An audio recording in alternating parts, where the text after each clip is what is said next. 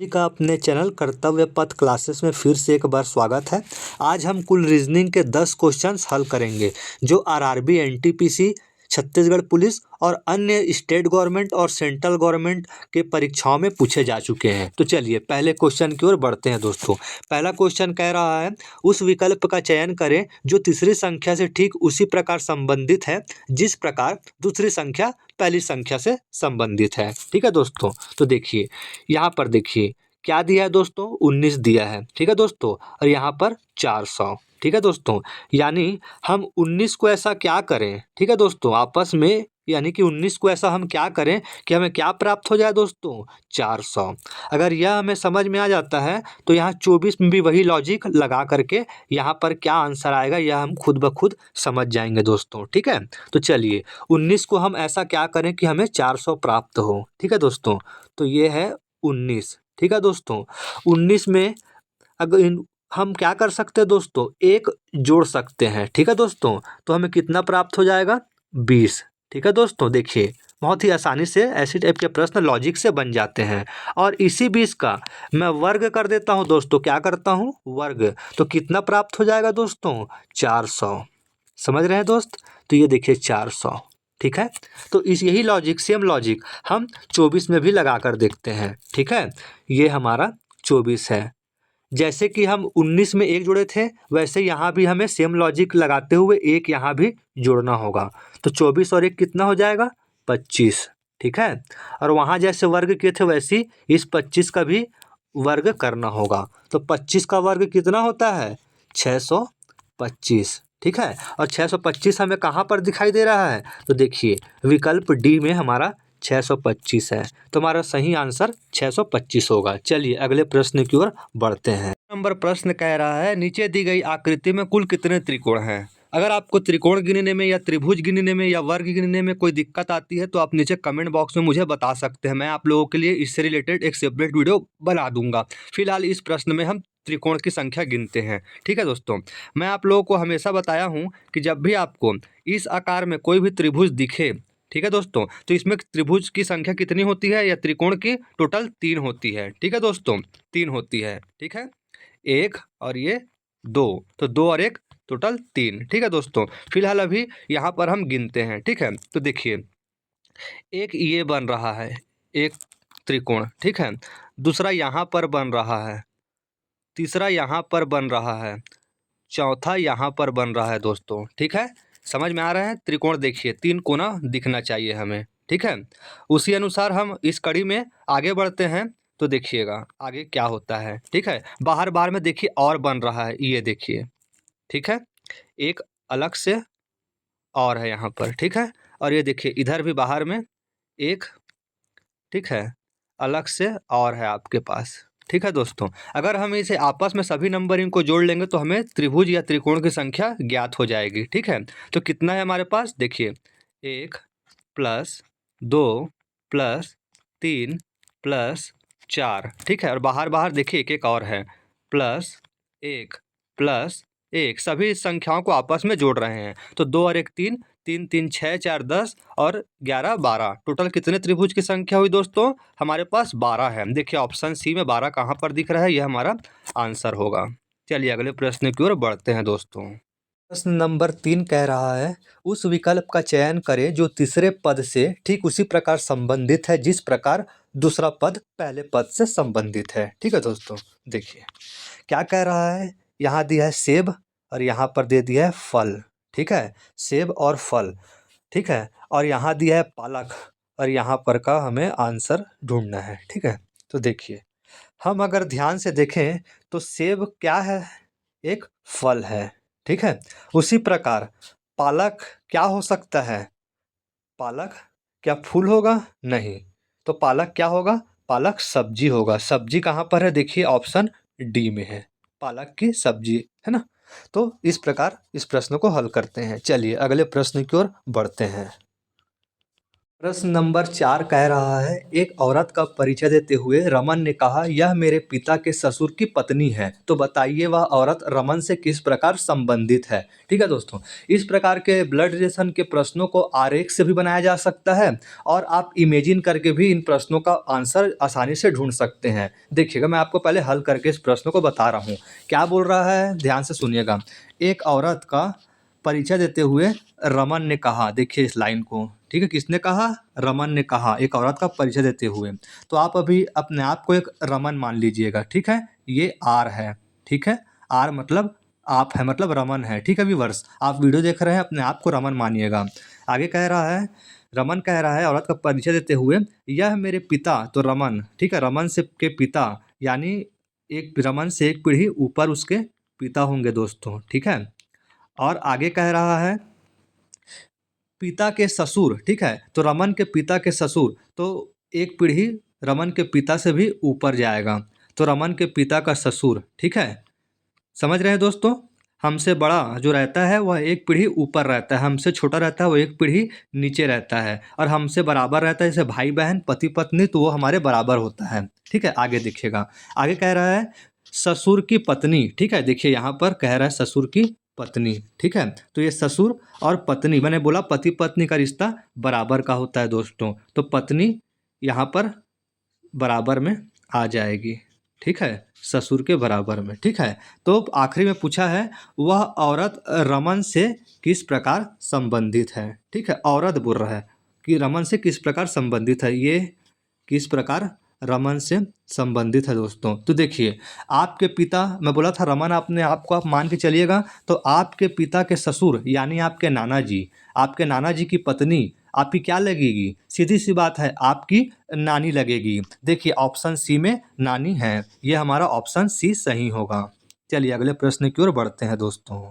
निम्नलिखित 4 में से 3 संख्याएं किसी निश्चित प्रकार से एक जैसी हैं और एक अलग है। उस संख्या का चयन करें जो इनमें से अलग है। देखिए गलती से यहाँ संख्या टाइप हो गया, लेकिन यहाँ सब महीने के नाम दिए हुए हैं। चारों ऑप्शन में देखिए अप्रैल, नवंबर, जुलाई, सितंबर। इन चारों में से 3 एक जैसे हैं, लेकिन एक चौथा है जो इन तीनों से अलग है, उसे हमें इससे अलग करना है। तो देखिए इस तरह के प्रश्नों को कैसे हल किया जाता है। तो कैलेंडर के प्रश्न कई तरीकों से हल होते हैं, लेकिन सबसे बेसिक तरीका होता है कि प्रत्येक महीने में कितने दिन हो रहे हैं, यानी कि यहाँ 4 महीने दिए हैं, इनके दिन पहले देख लेते हैं, इससे हमें पता चल जाएगा कि इसमें से अलग कौन है। ठीक है दोस्तों, तो हम जैसा कि जानते हैं कि जो ये अप्रैल है, यह कितने दिन का महीना होता है, 30 दिन का। ठीक है, और नवंबर भी कितने का होता है, ये भी 30 दिन का। ठीक है, जुलाई कितने दिन का होता है, तो जुलाई होता है दोस्तों 31 दिन का। ठीक है, और सितंबर कितने का होता है, सितंबर भी 30 दिन का। देखिए इसी से समझ में आ गया कि हमारा जो जुलाई है वह इन तीनों से विषम है, क्योंकि यहाँ पर 31 दिन हो रहा है इस महीने में, और बाकी सभी जो मंथ दिए हैं उसमें 30 दिन होते हैं, तो हमारा जुलाई सही आंसर हो जाएगा। चलिए अगले प्रश्न की ओर बढ़ते हैं। नंबर 6 बोल रहा है, नीचे दी गई श्रृंखला को निम्नलिखित में से कौन सा विकल्प पूर्ण करेगा। ठीक है दोस्तों, यानी कि जो बीच के गैप दिख रहा है यहाँ पर कौन सा विकल्प आ सकता है, यह हमें ज्ञात करना है। इस तरह के प्रश्नों को जब भी आप हल करेंगे तो पहले जोड़ा बना लीजिएगा, कितने का जोड़ा बन रहा है। ठीक है, जैसे कि देखिए यहाँ पर क्या लिखा है, DAB लिखा है, यहाँ पर DAB, यानी बीच का कौन सा अल्फ़ाबेट आएगा यह हमें समझना है। ठीक है, तो देखिए यहाँ मैं अगर एक्स लिख लेता हूँ, ठीक है, इस गैप में, तो क्या हुआ, DABX पहले तो लिखा ही था और मैंने एक्स लिखा यहाँ पे। ठीक है, तो DABXX। ठीक है दोस्तों, फिर उसके बाद देखिए क्या शुरू हो रहा है आगे, DAB। ठीक है, यहाँ पर फिर मैं क्या लिख सकता हूँ, एक्स, DABX, यहाँ 2 एक्स था, यहाँ भी 1 एक्स और लिख लेता हूँ। तो देखिए DABX, समझ आ रहा है दोस्तों। तो देखिए 3 एक्स का इस्तेमाल हम कर चुके हैं, तो हमें ऑप्शन बी में देखिए 3 एक्स सामने ही दिख रहा है, पूरा लिखने की ज़रूरत ही नहीं है हमें। देखिए 3 एक्स सामने ही दिख रहा था। ठीक है दोस्तों, तो हमारा ऑप्शन बी सही होगा। आप वीडियो को पॉज करके खुद से बनाने का कोशिश किया कीजिए। अगर आपको इस प्रश्न में भी कोई दिक्कत आती है तो नीचे आप कमेंट बॉक्स में मुझे कमेंट कर सकते हैं। चलिए प्रश्न नंबर 7 की ओर बढ़ते हैं। प्रश्न नंबर 7 कह रहा है दोस्तों, निम्नलिखित श्रृंखला में प्रश्न संख्या को प्रतिस्थापित करने वाली संख्या का चयन करें। कहने का सीधा सा मतलब है कि जहाँ पर प्रश्नवाचक दिख रहा है वहाँ पर हमें कौन सी संख्या आएगी यह बताना है। देखिए प्रश्नवाचक का चिन्ह कहाँ दिख रहा है, ये देखिए, ठीक है। यहाँ पर कौन सी संख्या आएगी हमें इन ऑप्शन में से बताना है, ठीक है। तो देखिए मैं हमेशा बताया हूँ हर वीडियो में आप लोगों को कि इस प्रकार की श्रृंखला वाले जो भी प्रश्न होते हैं इसमें सबसे पहले आप कोई भी लॉजिक लगाने से पहले आप सबसे पहले इनके बीच का अंतर देखिए, ठीक है। इनके बीच का गैप को ही देखिए, उसके बाद ही कोई दूसरा लॉजिक लगाइए, ठीक है। तो चलिए पहला काम हम करते हैं इनके बीच का अंतर निकालने का, ठीक है। तो देखिए 101 से 106 जाएंगे तो कितने का प्लस हो रहा है, 5 का, देखते जाइएगा, ठीक है। और 106 से 116 जाते हैं तो कितने का प्लस हुआ, 10 का, देखते जाइएगा, ठीक है। और 116 से 131 जाते हैं तो कितने का हुआ, देखते जाइएगा, 15 का, ठीक है। और 131 से 151 जाते हैं तो कितना हुआ, 20 का, ठीक है। यानी कि हमारा कितना प्लस हो रहा है, 5, ठीक है। 5 प्लस हो रहा है हमारे हर जगह पर, ठीक है। अब देखिए सीधी सी बात है, 20 के बाद 5 प्लस होगा और तो कितना होगा यहाँ पर, 25, है ना। तो इसी जो 151 है, ठीक है, इसमें 25 को जोड़ लेंगे, ठीक है। देखिएगा 151 में 25 को जोड़ लीजिएगा, ठीक है। तो 5 और 1 6, 5 और 2 7 और 1, ठीक है, 176, ठीक है। देखिएगा 176 कहाँ पर आया है, ऑप्शन डी में, सीधी सी बात है, ठीक है। चलिए अगले प्रश्न की तरफ चलते हैं। प्रश्न कह रहा है प्रश्न चिन्ह के स्थान पर कौन सा अंक आएगा, ठीक है। यानी कि हमें प्रश्नवाचक चिन्ह वाला जगह ये देखिए है, यहाँ पर कौन सा अंक आएगा यह हमें बताना है, ठीक है। उससे पहले हम यहाँ पर 169 और ये 121 कैसे आया यह समझ लेंगे तो यहाँ पर का खुद ब खुद आंसर हमें ज्ञात हो जाएगा, ठीक है। तो देखिए दिया क्या है, 7 है, ठीक है। और यहाँ ऐसे करके यहाँ पर 169 लिखा है, ठीक है। और यहाँ पर 6 आया है, 6 लिखा हुआ है, ठीक है। अगर हम इस 169 को ध्यान से देखें तो यह 13 का क्या है, वर्गमूल है दोस्तों, किसका, 13 का, आप सभी जानते हैं, ठीक है। तो मैं क्या करता हूँ 169 के बदला यहाँ पर 13 ले लेता हूँ क्योंकि 13 169 का वर्गमूल है और यहाँ पर 6 वैसी का वैसे लिखता हूँ, ठीक है। अब देखिएगा इस तरफ क्या करते हैं, 13 बड़ा संख्या है क्योंकि 169 का वर्गमूल था तो 13 में से -7 कर लेते हैं, इस 7 को माइनस कर लेते हैं तो 13 में से 7 जाएगा तो कितना बचेगा, 6, ये देखिए 6 है यहाँ पर। सेम लॉजिक दूसरे में भी इसमें भी आजमाते हैं, ठीक है। यहाँ पर दिया है 9, ठीक है। और यहाँ पर दिया है 121 और यहाँ पर दिया है 2, ठीक है। हमें पता है 121 भी किसका वर्गमूल है, 11 का, आप समझ पा रहे हैं, 11 का वर्गमूल है, ठीक है। तो मैं क्या करता हूँ, ठीक है, 9 को 2 ऐसे लिखता हूँ और 121 के बदला 11 ले लेता हूँ और 2 वैसी का वैसी, देखिएगा 121 के बदला 11 लिया हूँ, 11 का वर्गमूल है। अब इसी 11 में से 9 को माइनस करते हैं, 11 में से 9 बड़े में छोटे घटे क्या बचेगा, 2, ठीक है। देखिए यहाँ पर 2 हमारे पास है। सेम लॉजिक हम तीसरे में भी लगाते हैं, यहाँ दिया है 9, ठीक है। और यहाँ प्रश्नवाचक चिन्ह दिया है और यहाँ पर 7 दिया है, ठीक है। तो 9 में क्या घटाएं कि हमें 7 प्राप्त हो, ये 7 प्राप्त हो। तो देखिए विकल्प में हम ध्यान से देखें तो हमें क्या क्या दिखाई दे रहा है, देखिए 196 है, ठीक है। और 196 हमें पता है 14 का वर्गमूल होता है, कितने का होता है, 14 का, ठीक है। तो मैं 196 के बदले पे यहाँ पर मैं सीधा क्या लिख लेता हूँ, 14 लिख लेता हूँ क्योंकि 196 14 का ही वर्गमूल है। और 14 में से 9 घटाएंगे दोस्तों तो कितना बचेगा हमारा, 7 बचेगा, देखिए इसीलिए हम बी वाला विकल्प को आंसर मानेंगे। चलिए अगले प्रश्न की ओर बढ़ते हैं। उस वेन आरेख का चयन करें जो निम्नलिखित वर्गों के बीच संबंध को सर्वश्रेष्ठ तरीके से प्रस्तुत करता है, ठीक है। वेन आरेख किसे कहते हैं, तो ये जो ऑप्शन में गोले के रूप में आपको बहुत सारे दिख रहे हैं यही वेन आरेख कहलाता है, ठीक है। हमें किनके बीच पूछा है, तो सिक्किम, मणिपाल, और इम्फाल, इन तीन के बीच हमें दर्शाना है वेन आरेख, ठीक है, संबंध। अब देखिए कैसे बनाते हैं प्रश्न को, समझिएगा। पहले दिया है सिक्किम, ठीक है, और मणिपाल। तो पहले देख लेते हैं सिक्किम और मणिपाल में कोई संबंध है? नहीं। सिक्किम एक अलग राज्य है और मणिपाल अलग राज्य है। तो हम पहले सिक्किम को एस लिख करके उसके लिए वेन आरेख बनाते हैं और मणिपाल के लिए हम बाद में बनाएंगे, ठीक है। पहले आगे देख लेते हैं, ठीक है। आगे दिया है इम्फाल, ठीक है। अब ये तो हमें समझ में आ गया है कि सिक्किम और मणिपाल में अलग अलग अंतर होता है क्योंकि वह एक जगह नहीं है। उसी प्रकार अब मणिपाल और इम्फाल में देखें तो दोस्तों मणिपाल के अंदर इम्फाल है, ठीक है। क्या है दोस्तों? मणिपाल के अंदर इम्फाल पड़ता है, इसलिए हमें सबसे पहले क्या बनाना पड़ेगा? इम्फाल। इम्फाल को मैं आई से दिखा रहा हूँ वेन आरेख के रूप में। उसके बाद हम क्या करेंगे? मणिपाल का आरेख बनाएंगे, समझिए, ठीक है। क्योंकि मणिपाल के अंदर इम्फाल है, ठीक है, और सिक्किम और मणिपाल अलग अलग राज्य है, इसलिए दोनों का आरेख अलग है। यह ऑप्शन हमें कहाँ देखने को मिलता है? तो ऑप्शन डी में। तो हमारा आंसर कौन सा हुआ? Option D. चलिए अगले प्रश्न की तरफ बढ़ते हैं।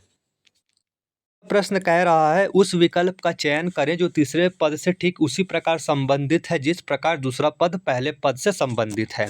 तो पहला पद कौन दिया है? देखिए यहाँ पर ध्यान से, HVW, ठीक है। उसके बाद वो किस में बदल रहा है? FTU में। तो हमें DRS का यहाँ पर कौन सा आएगा खाली स्थान, वो हमें अल्फ़ाबेट बताना है ऑप्शंस में, ठीक है, ऑप्शन से देख करके। चलिए पहले हम इसे समझ लेते हैं, HV और ये W, ठीक है, अनुपात, ठीक है, ये अनुपात, ठीक है, FT और ये U, ठीक है। ध्यान से देखिए, अगर हम इस H से F की तरफ जाते हैं तो हमें अल्फ़ाबेट में पता है पहले F आता है उसके बाद H आता है, ठीक है। ABCDEFGH मतलब F, ठीक है। यानी हमें H से 2 माइनस करना होगा तो क्या मिलेगा? F।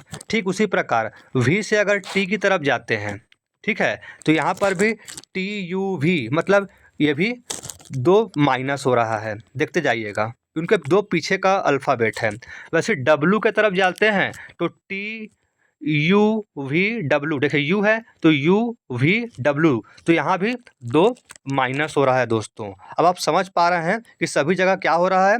2-2 माइनस हो रहा है, मतलब 2 अल्फ़ाबेट पीछे खिसक रहा है।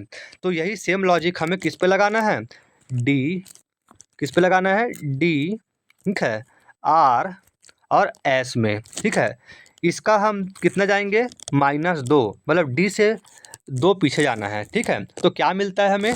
B मिलता है, ठीक है। B के बाद ही 2 आता है ना, लेकिन हमें D से पीछे जाना है क्योंकि D पहले दिया है यहाँ पर, देखिएगा, ठीक है। 2 माइनस होगा तो क्या आएगा? D से 2 अल्फ़ाबेट पीछे क्या आता है? B, ठीक है दोस्तों। और R से 2 अल्फ़ाबेट पीछे क्या आता है? तो P आता है ना, PQR, है ना। उसी प्रकार S से अगर हम -2 पीछे जाएं तो क्या आएगा दोस्तों? Q, ठीक है दोस्तों।